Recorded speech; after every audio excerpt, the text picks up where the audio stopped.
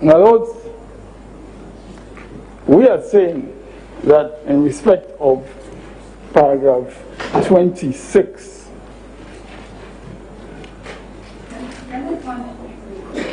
I'm concluding my response on paragraph 26. Am I allowed to do that? We're saying that in response to paragraph 26,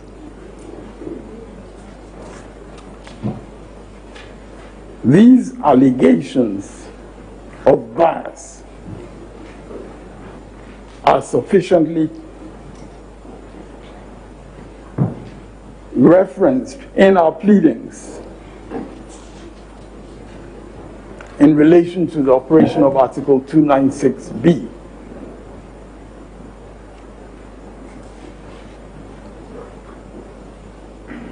And we're saying that the denial that is contained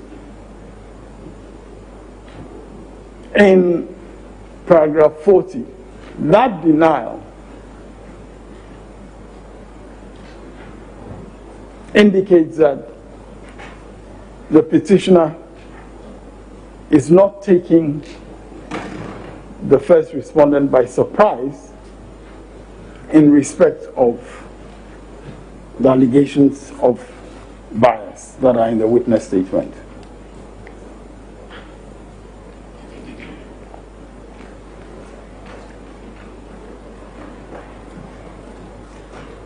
In other words, in paragraph 28,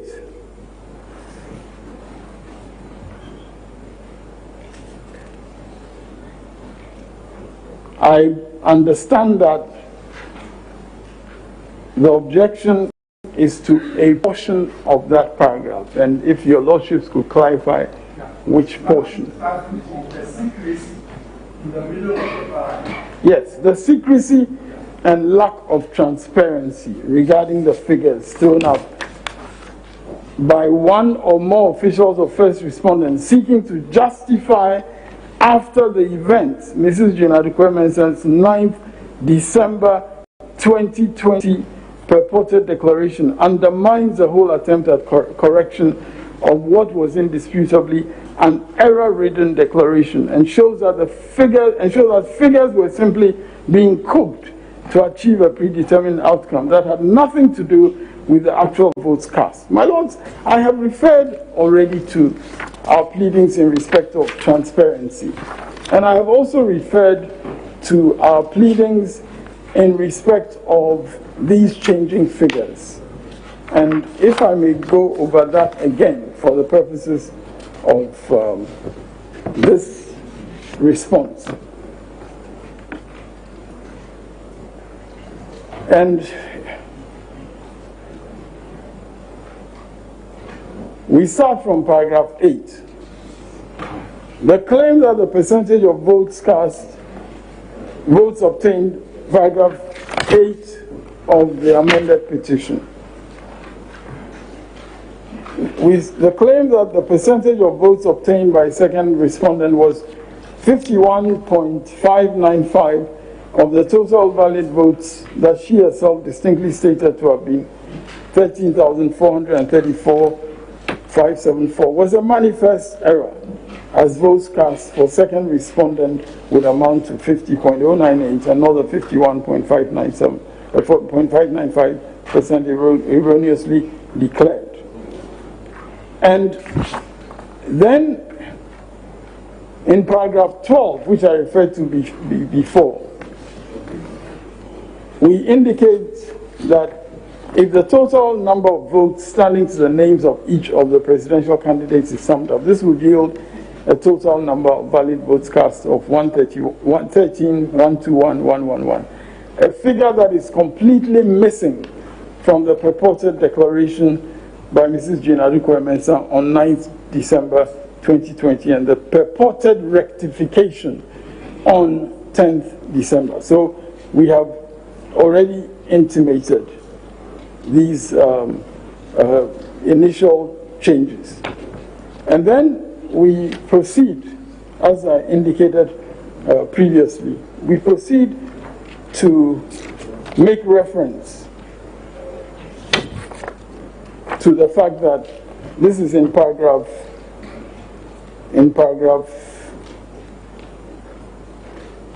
22, which I referred to before.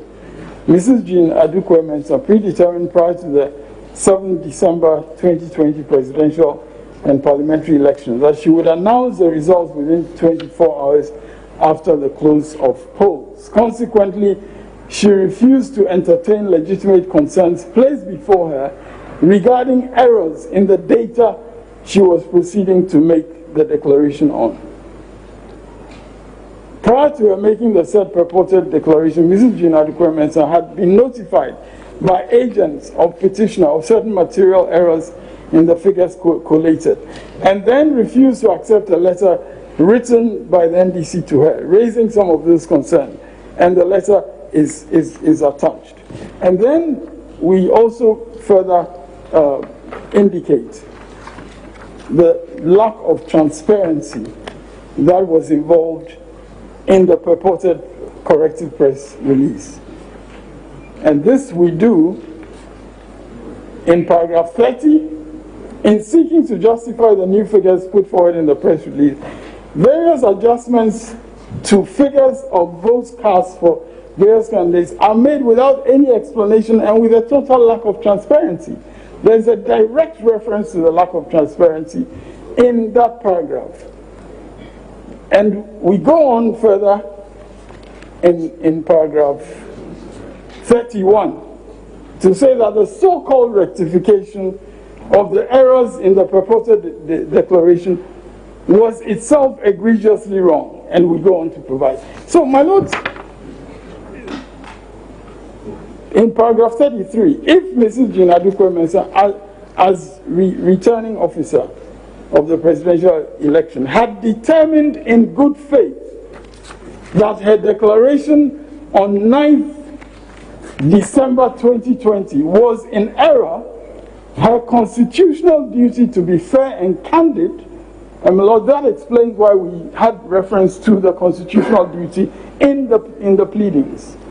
That her constitutional duty was to be fair and candid required her, among other things, to acknowledge the error, set aside her erroneous declaration, and proceed on the path to correcting her error, respecting the rights of candidates to participate in the processes towards the making of such a declaration. So we indicate what transparency required. We didn't just say lack of transparency at large. And we go on in paragraph 34 to say that the unsigned press release of first respondent has no value in the determination of the validity of the declaration that Mrs. Jean Adukwe-Mensah made on 9th December 2020, especially as the issue of the release was not undertaken transparently and in accordance with due process of law and established practice, including the participation of affected candidates through their respective agents. So we have pleaded everything that we need as a foundation for pointing out that what was done secretly, in the sense that it was done, without reference to any of these candidates, completely by themselves, and not in accordance with the legal requirements for the participation of agents of the candidates. I mean, all these paragraphs that I've adverted to are specific in reference to lack of transparency, lack of contact, consultation with anybody. And my lords, I mean, I cannot see how the witnesses' indication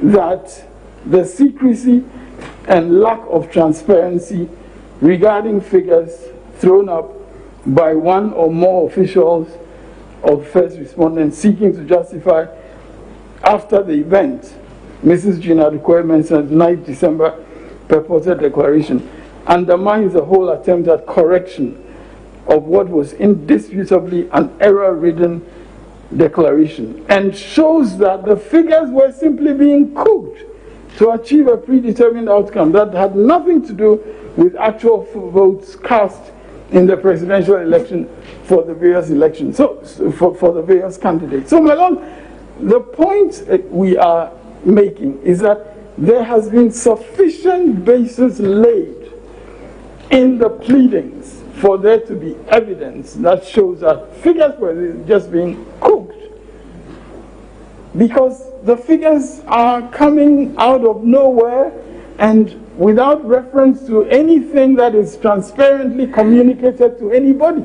My Lord, with the greatest respect, I find it very difficult to see how any objective observer of the ever-changing figures that have been put forward can fail to see that we are not justified in talking about figures being cooked. And my Lord, figures being cooked is simply an indication that the figures are, just being thrown up, unrelated to valid votes being cast, counted, and collated, which is what it should be. So, my Lord, respectfully, we would submit that there is a basis in our pleadings about lack of transparency, lack of due process,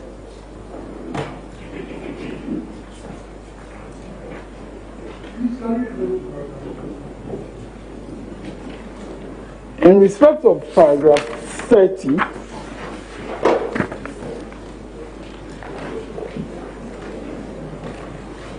and if your lordships could again perhaps read out what the ground, the specific ground is, so that... Are you asking for help with paragraph 30? Yes. 30, the whole, 30, the whole of the paragraph. Yeah. On the basis that... Yeah. On the basis that the witness cannot speak to the legal validity of the legislation referred to, that is CI 1 to 7. Mm-hmm.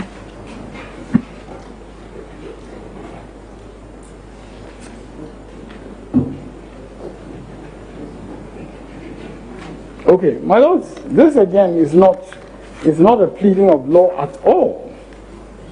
This pleading states in the new regulations promulgated, and it's not an issue about the validity of the constitutional instrument. That is not the issue. In the new regulations, this is just a factual statement about how the new regulations operated. In the new regulations promulgated by first respondent, CI 127, it now interposed between the strong room and the constituency collation centers, without any good reason, another layer of collation at its regional offices with regional summary sheets. That is a fact. It did that as a result of the constitutional instrument.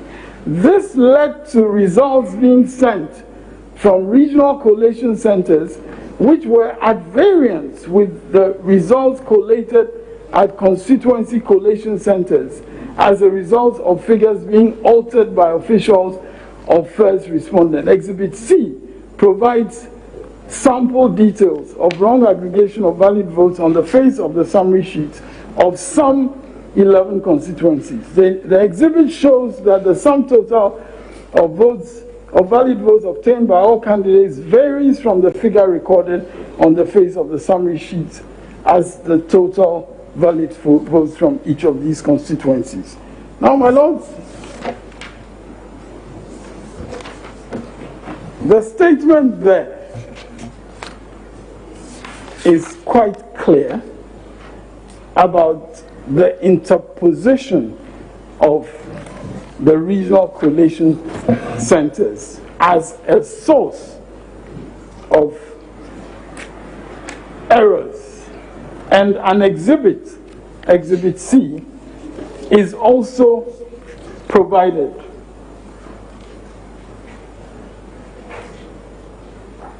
In the petition. with the sample details.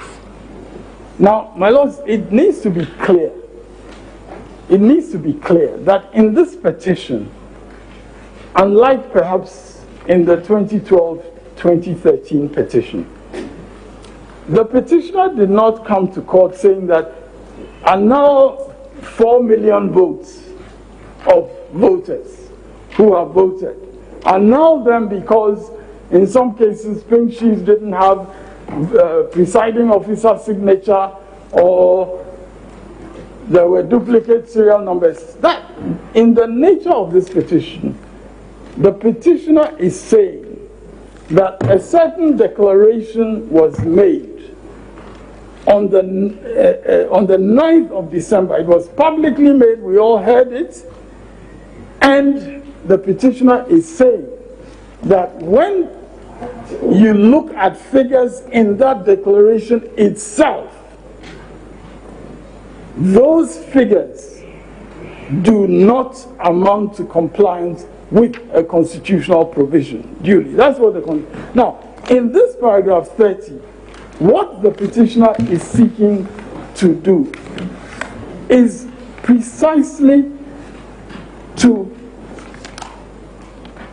provide, as it is said, a sample of wrong aggregation, and the petitioner is attributing that to the interposition of the regional collation center. So that is the import of that paragraph, and that import is related to the lack of transparency pleadings that we clearly have. Mr. Chikata, yes. Your pleading indicates that that interposition comes from the new regulation, from the law. Isn't that your pleading?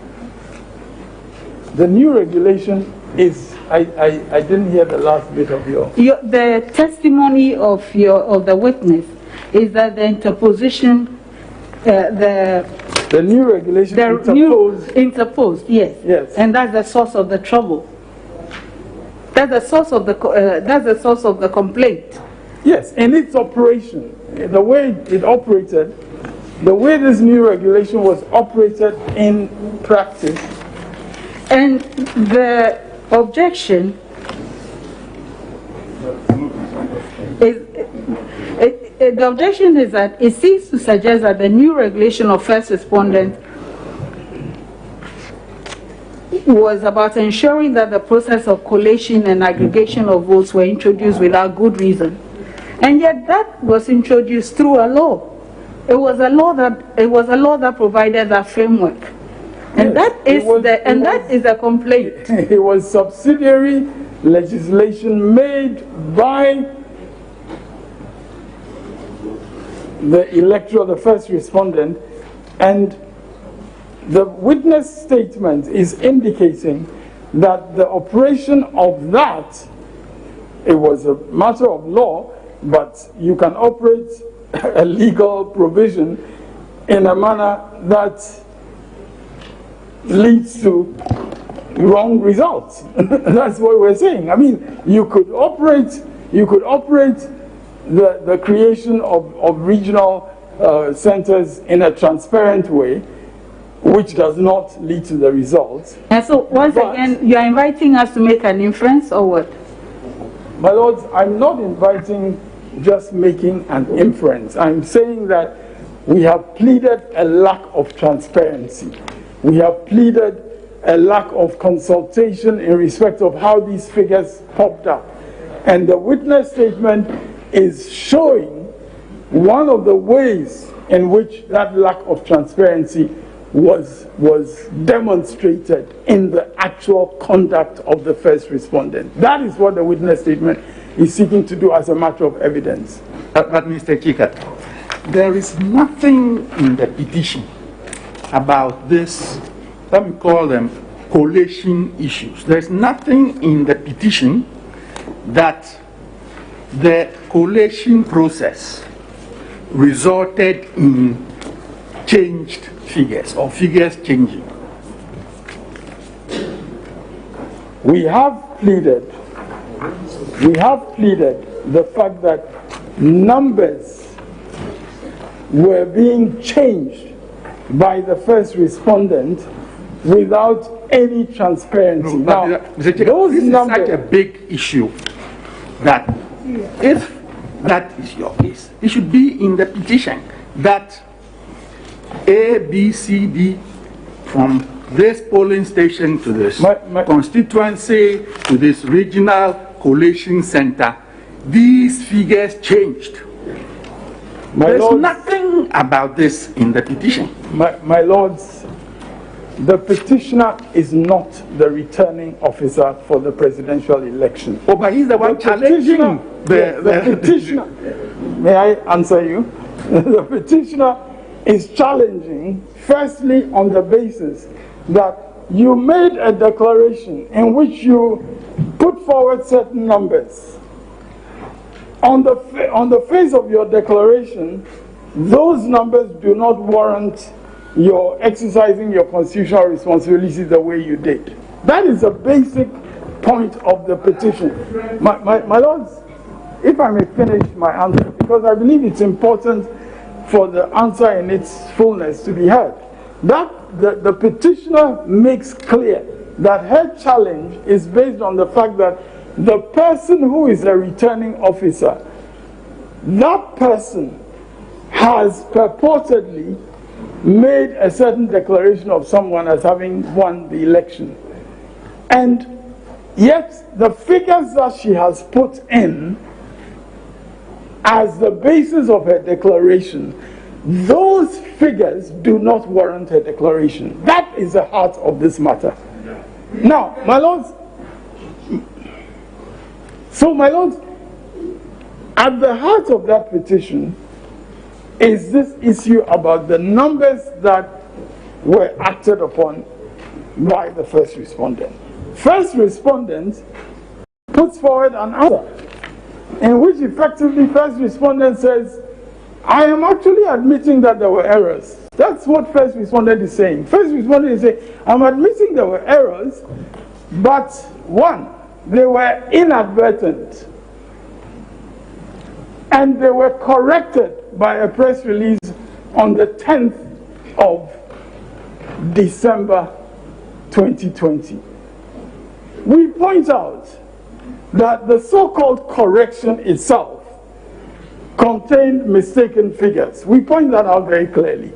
And we further point out that those figures kept changing right up until the point where we have in the witness my lords, statement. with respect, counsel has been repeating the same things for the past 15 or 20 minutes. It's the same thing he's been repeating.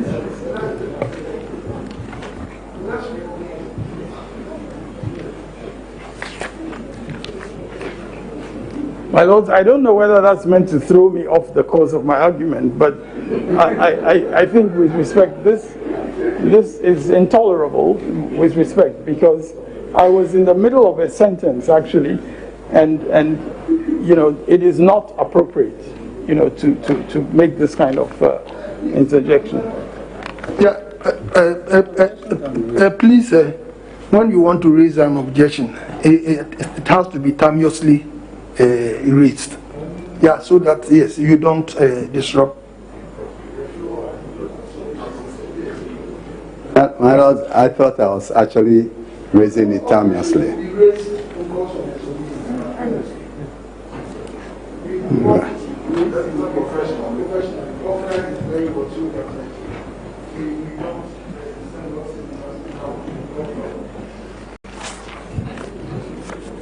My lords, I believe I was in the process of explaining that at the heart of the petitioner's petition before this court is a challenge to the declaration. And it's not just a challenge about figures, but it's a challenge related to the constitutional consequence arising from those figures. And we're saying that we're saying that in effect, the answer of the first respondent actually acknowledges that there were errors. Excuse me, you are supposed to be speaking to paragraph 30, which is about the collation. And the question from my brother on my right was that there is nothing in your pleadings about the collation process. My lords, with respect, the point that I was leading to, if I may be allowed, the point that I was leading to is that because the first respondent is the official responsible for those processes, and the first respondent in the answer tabulates the so-called, primary, secondary, tertiary, quaternary stage, and she relates to the collation process. So the witness statement is also in response to the matters in the answer of the first respondent, because the witness is addressing the case of the first respondent as well. The witness has to respond to the case of the first respondent, and the case of the first respondent is that she went through these 4 stages, and so she is in effect explaining herself in terms of her conduct. And we are saying that on that basis, the witness is entitled, because my lord, if you were giving oral evidence, if the witness were giving oral evidence, I would be entitled to lead him and say, in the answer of the first respondent, they have said they went through this and this. What do you have to say to that? My lord, that's perfectly legitimate if I were leading him in the normal course. Counsel, in fact, with the greatest respect, my problem is this. In the pleadings, in the petition itself, the petitioner did not raise any issue with CI 127, the law that regulated election. And the petitioner does not seek to raise an issue about the lawfulness but by paragraph 30 of the witness statement, the witness is trying to raise issue with CI 127. No, my lord, the petitioner is raising an issue over the fact that the first respondent, without good reason,